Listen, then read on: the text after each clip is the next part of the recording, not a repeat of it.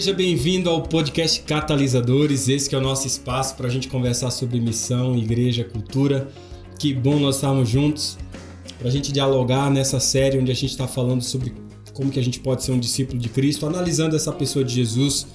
No episódio anterior a gente falou um pouco sobre essa questão do poder dos que não têm poder, sobre essa realidade da gente estar à disposição de Deus, perceber Ele agir na nossa vida.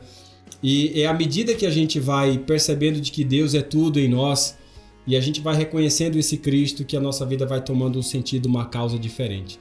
Bem, hoje eu gostaria de, nesse episódio, abrir com um texto bíblico que está aqui na segunda carta de Coríntios, no capítulo 4, versículo 6, que diz assim: Pois Deus, que disse das trevas resplandecerá a luz, é quem brilhou em nossos corações para a iluminação do conhecimento da glória de Deus na face de Jesus Cristo. De fato, nós não temos nenhuma representação gráfica, artística da face de Jesus Cristo. Eu já vi vários quadros tentando reproduzir Jesus, Já falei aí em algum momento aí para vocês de 14 tentativas de representar a Cristo, mas as faces que nós em geral temos, elas apenas são produtos da imaginação, de artistas completamente posteriores à realidade da vivência de Jesus Cristo aqui na Terra. Algumas representações de Jesus, elas foram encontradas nas catacumbas, por exemplo, do Império Romano, mas não existe na arte, na literatura antiga, nada que realmente nos informe como Jesus se parecia. Nenhuma fotografia e, por razões óbvias, nenhuma pintura a óleo que nos ajudasse a visualizar a sua face. Desde a Idade Média, por exemplo, circulou uma carta atribuída a um senador romano chamado Plúbio Lentulus, enviada, segundo a tradição, aí ao imperador Tibério César, descrevendo as características físicas e morais de Cristo, E de acordo com esse texto antigo, diz mais ou menos assim, Sabendo que desejas conhecer quanto vou narrar, existindo nos nossos tempos um homem a qual vive atualmente em grandes virtudes, chamado Jesus, que pelo povo é conhecido como profeta da verdade, e os seus discípulos dizem que ele é filho de Deus, criador dos céus e da terra. Em verdade, ó César, a cada dia se ouve coisas maravilhosas desse Jesus. Ressuscitam os mortos, cura os enfermos. Em uma só palavra, é um homem de justa estatura, muito belo no seu aspecto, e há tanta majestade no seu rosto, que aqueles que o veem são forçados a amá-lo ou temê-lo. Tem os cabelos à cor de amêndoa, bem madura, que se estende até as orelhas, tem no meio de sua fronte uma linha separando os cabelos, na forma e uso dos nazarenos. Seu rosto é cheio, o aspecto é muito sereno, nenhuma ruga, nenhuma mancha se vê na sua face, de uma cor moderada, o nariz e a boca são irrepreensíveis, a barba espessa, semelhante aos cabelos, mas não muito longa, separada pelo meio, a barba, O seu tom de voz é afetuoso e grave, tem os olhos expressivos e claros. O que surpreende é que resplandece no seu rosto como raios do sol, porém ninguém pode olhar fixo o seu semblante, porque quando resplandece apavora e quando ameniza faz chorar, faz-se amar e é alegre com gravidade. Disse que ninguém nunca o viu rir, mas antes do chorar. Tem os braços e as mãos muito belos.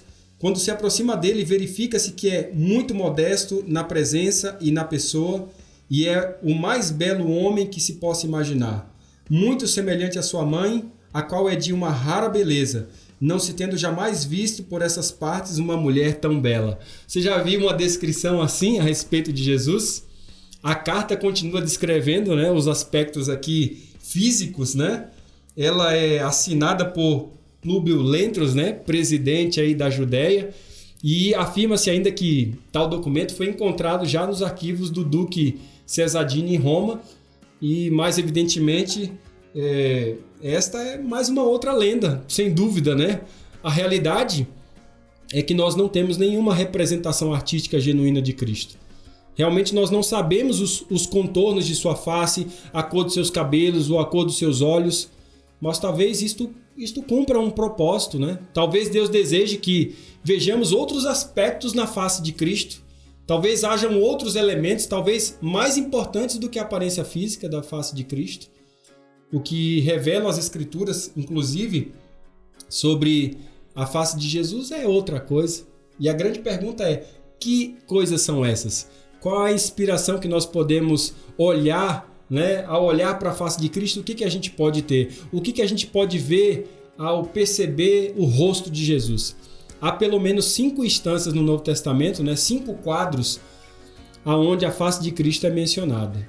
O que de fato nos oferece aí um vislumbre, né? Revelador, que quando a gente começa a considerar, pode de fato ser significativo e de um extraordinário estímulo espiritual para cada um de nós. O primeiro quadro você vai encontrar naquilo que nós podemos chamar de a face resplandecente de Jesus. Esse é um quadro que aparece ali em Mateus 17, 1 a 3, também aparece em Lucas 9, 29 em diante, quando o texto diz que 6 dias depois, né, tomou Jesus consigo a Pedro, diz o texto, 6 dias depois tomou Jesus consigo a Pedro, Tiago e João e o seu irmão, e os conduziu em particular a um alto monte, e estando ele orando, transfigurou-se diante dele o seu rosto, e resplandecia como o sol, e as suas vestes se tornaram brancas como a luz, e eis que lhe apareceu Moisés e Elias falando com ele. A sua face nessa narrativa, diz o texto, brilha como a glória de Deus. Longe aí, completamente longe das tumultuadas ruas de Jerusalém, longe do aperto, longe das correrias, longe da febre, das rotinas da vida, Jesus então se retira para orar. E orando, diz a Bíblia que a sua face se transfigurou. Jesus se transfigurou, dando aos seus discípulos um flash aí da sua glória, não apenas daquilo que ele era antes da encarnação, do Cristo pré-encarnado, mas também de sua glória futura no seu retorno, pois esse é o quadro preciso que é descrito no livro de Apocalipse, capítulo 1, versículo 16, quando diz que o seu rosto era como o sol, quando resplandece em toda a sua força. Jesus aqui, ele aparece, né, ele aparece em contraste na sua cena de sofrimento. E é também uma cena de vergonha, né, que é descrito um pouco antes ali em Mateus 16, 21. Essa cena da glória ajudaria os discípulos mais tarde a entenderem a maravilha da profundidade de sua auto-humilhação que levou à cruz na extraordinária missão de resgate, o que trouxe o nosso pequenino, esse nosso pequenino e escuro planeta, né? Tal cena aí, quando a gente olha, ajudou os discípulos mais tarde a terem um vislumbre das alturas, às quais ele foi elevado na sua glorificação. Não é por acaso que o apóstolo Pedro mais tarde reflete na sua carta, ali no capítulo 1, versículo 16 e 18, quando ele diz, por exemplo, assim, e nós o fizemos saber o poder e a vinda do nosso Senhor Jesus Cristo, não seguindo fábulas artificialmente compostas, mas nós vimos a sua majestade, pois ele recebeu de Deus o Pai honra e glória, quando da magnífica glória que lhe é dirigida pela voz. Este é o meu Filho amado, em quem me comprazo. E nós mesmos ouvimos a voz vindo do céu, estando nós com ele no Monte Santo. Moisés e Elias são duas figuras aqui clássicas, né? São duas figuras clássicas representativas aqui do Antigo Testamento, que aparecem ligados a essa cena descrita aqui em Mateus, na Transfiguração.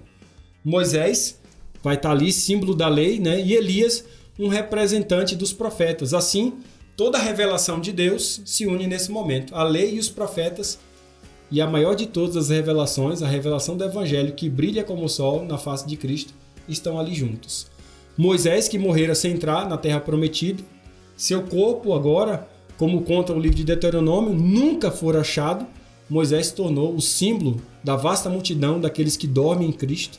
E Elias, o profeta arrebatado numa carruagem de fogo, um tipo daqueles que não passarão pela morte, né? Moisés e Elias aqui, gente, são descritos conversando com Cristo, trazendo encorajamento, trazendo conforto em sua hora de provação, diante de Cristo, que é chegada agora a traição, né? Diante de Cristo, que também agora está chegando a cena da agonia, a coroa de espinhos, o Getsêmani, o Calvário. Diante dele está a sua própria morte. Mas aqui, no tabernáculo da oração, né? No pavilhão da prece, em comunhão com o Pai, o seu rosto brilha com a intensidade do sol. E em resposta, Deus envia Moisés e Elias, símbolo do resultado da sua obra redentora, para encorajar Jesus, né? A narrativa de Mateus sugere que eles conversaram, mas não diz sobre o que eles conversaram. É Lucas que vai, na verdade, completar a narrativa. Lucas 9:29 em diante vai informar o conteúdo da conversação deles, que diz que eram Moisés e Elias cercados do brilho celestial, falando com Jesus a respeito da sua partida e do que ele iria sofrer em Jerusalém. Qual que era o conteúdo da conversação, se você ler o texto? O texto diz que eles estavam conversando com ele a respeito da sua partida. Eles conversavam com Jesus sobre a sua partida. A palavra partida aqui na língua do Novo Testamento, ou na língua do grego, né, foi escrito, é a palavra êxodo. Palavra êxodo, a mesma palavra. O êxodo aqui, amigo, é a jornada através do desconhecido. Jesus estava agora para iniciar essa jornada. O seu êxodo através do julgamento dos judeus, através da corte de Pilatos. O seu êxodo na direção do Monte do Calvário. O êxodo que o levaria à cruz. O êxodo que, por causa dos pecados da raça caída, esconderia a face dele e da face do Pai. O êxodo à região escura da morte. E conversavam sobre o seu êxodo, a sua partida. E no Monte da Oração, Jesus encontrou então coragem para o seu êxodo, a sua jornada através do desconhecido. E a sua face brilha como o resplendor do sol. E ele havia encontrado fortaleza para o território, de certa forma, desconhecido que estava à sua frente. Sabe, quando eu olho para essa realidade, cada um de nós também temos os nossos êxodos. Cada um de nós aqui, eu e você, nós temos os nossos próprios êxodos. A vida em si mesma é uma contínua jornada através do desconhecido. É um telefonema no meio da noite com as más novas da perda de um ente querido, é um diagnóstico desfavorável, é um acidente brutal, é um prolongado cerco de uma enfermidade, a morte de um sonho, a traição de alguém que a gente julgava que a gente podia confiar. Todos nós, de certa forma, caminhamos em nossos êxodos, né?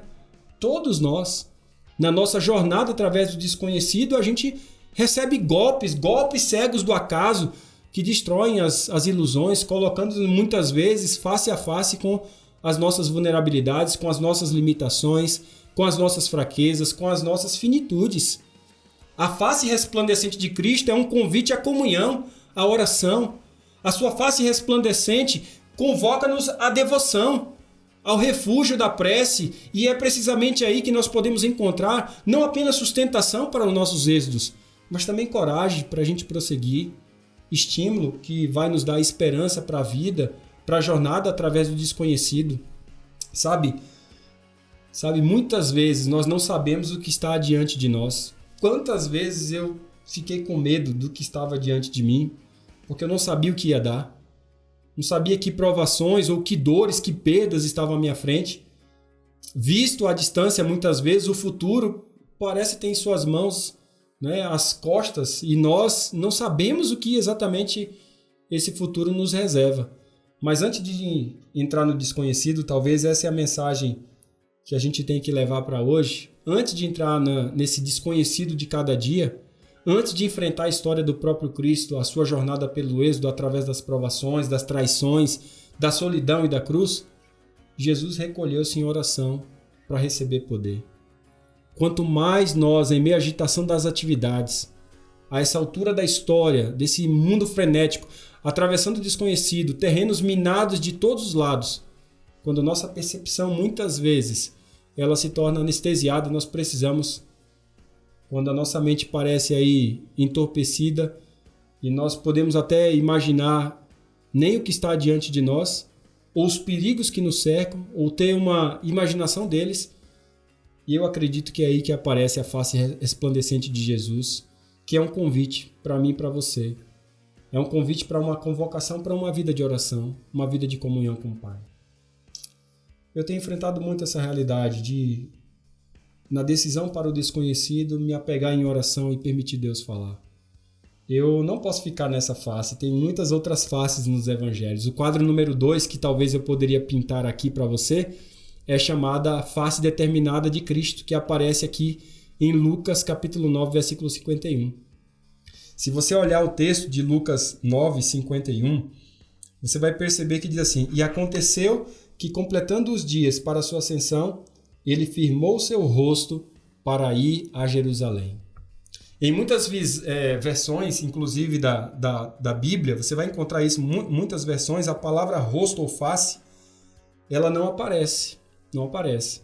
Mas ela está presente no original. A palavra prosopon, do grego, né? Se você olhar aqui, a palavra prosopon, ela está exatamente aqui indicando Jesus ter voltado a sua face em direção de Jerusalém.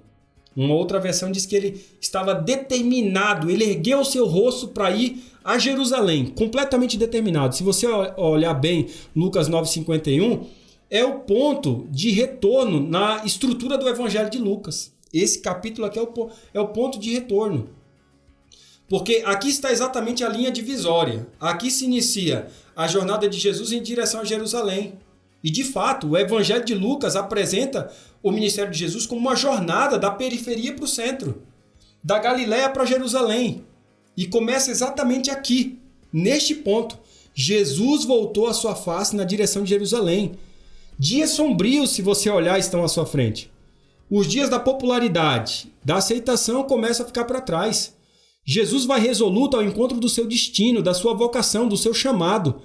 A oposição vai se intensificar à medida que ele se aproxima de Jerusalém, que seria o centro estabelecido religioso da época.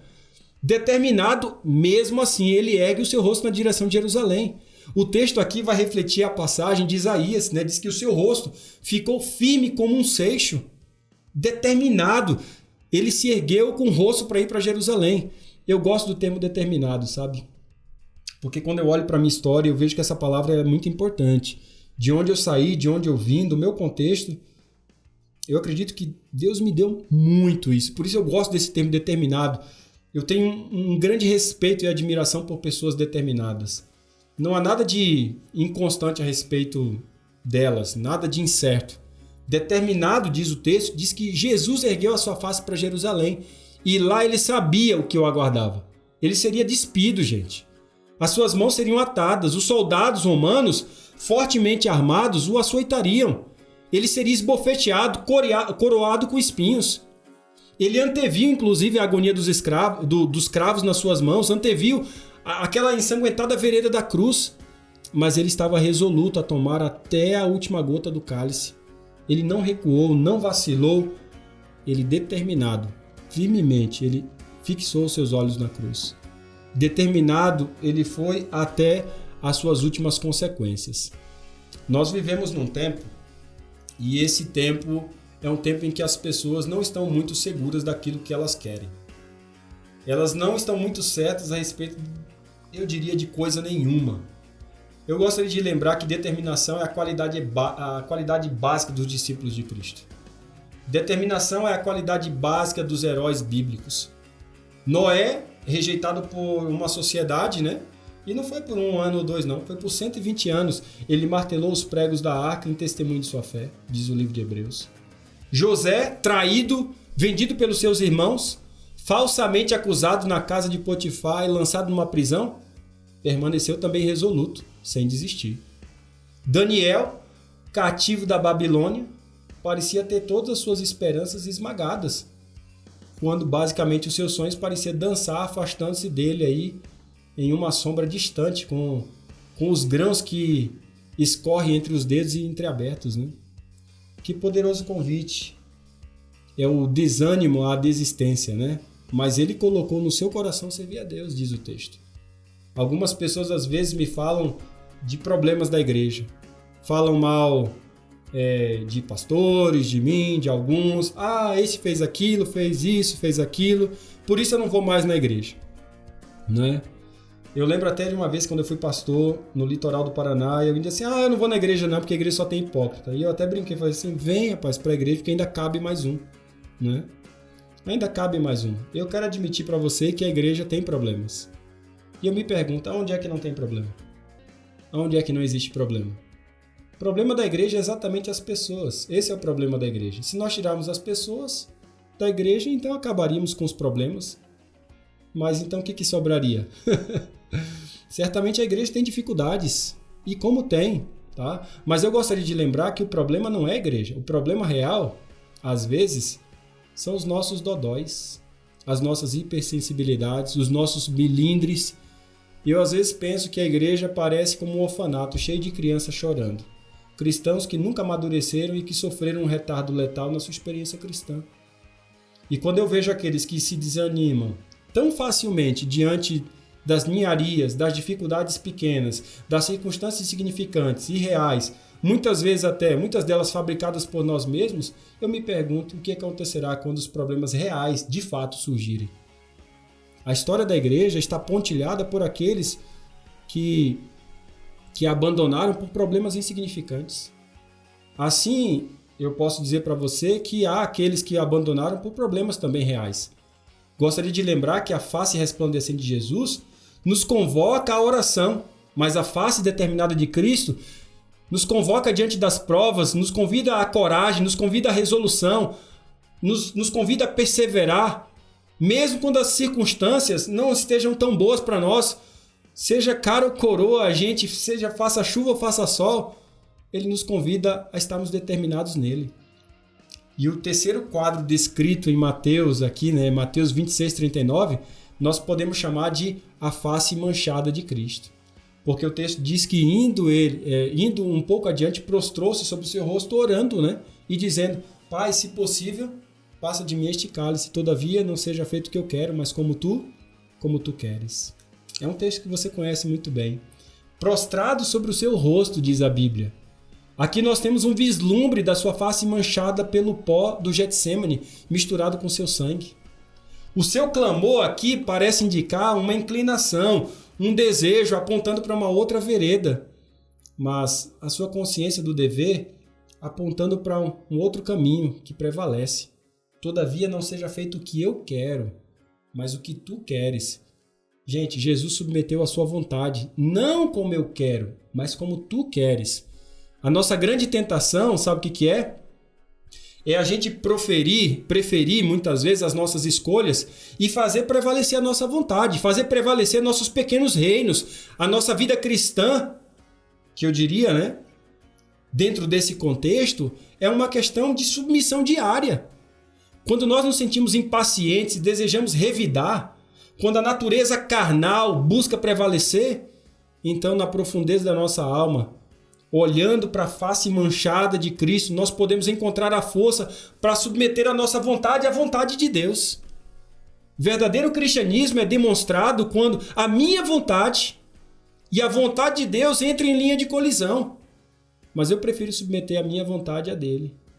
E é bem provável que você que está me escutando, me vendo, você vai à igreja, trazendo seus conflitos, talvez nessa semana mesmo, pessoas divididas, eu estou falando aqui para pessoas divididas em diferentes alternativas, sem saber exatamente o que fazer. Eu gostaria de sugerir para você nesse episódio, olhe a face manchada de Cristo e aprenda dele a submeter a sua vontade à vontade dele. A face resplandecente de Cristo nos convoca à oração. A face determinada de Cristo nos convoca, então, à coragem. E a face manchada de Cristo nos convida à submissão. Encontra ainda, se você olhar no texto de Lucas 26, 64, aquele que nós podemos chamar de a face, a quarta e última que eu poderia destacar aqui, a face sofredora de Cristo. Porque diz o texto, diz que, vendando-lhe os olhos, feriram-lhe a face e perguntaram-lhe dizendo, profetiza quem te bateu ou quem te feriu. A face sofredora de Jesus, meus amigos, emerge no julgamento diante de Caifás. Você conhece muito bem a história. Mãos irreverentes ali, vendo-lhe os olhos, punhos covardes ferem-lhe a sua face, com um tom de zombaria, de galhofa, lhe perguntam ali, profetiza, vai, quem foi que te bateu? E Mateus 26, 27 acrescenta ainda que cuspiram em seu rosto e os esbofetearam. Já prestou atenção nessa parte? Dizendo que o cuspiram? Não há talvez nada muito mais desumanizador do que uma bofetada. Pior ainda é uma cuspidela no rosto. Pior do que bater é receber um cuspe na face. Eles bofetearam aquela face reverenciada pelas hostes angelicais. Você tem noção do que é isso? Seus olhos se tornaram arroxeados pelos hematomas e os seus lábios inchados. E deles, diz a Bíblia, que escorria um sangue. Seu nariz estava ensanguentado. De quem é essa face, gente?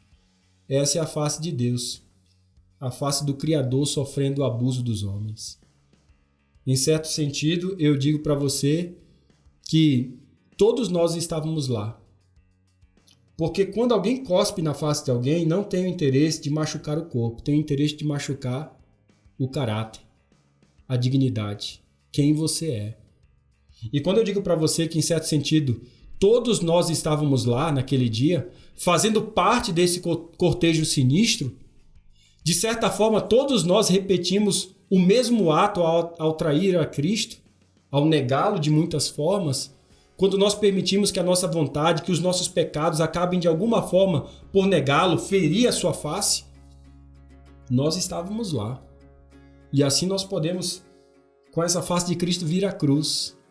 Podemos nos aproximar no átrio onde Jesus é julgado. Ali nós podemos ver homens e mulheres ferindo a sua face de muitas formas. E ao ver a sua face ensanguentada, nós podemos dizer: Senhor, eu também me disponho a fazer a tua vontade. Eu me disponho a tornar a tua face feliz.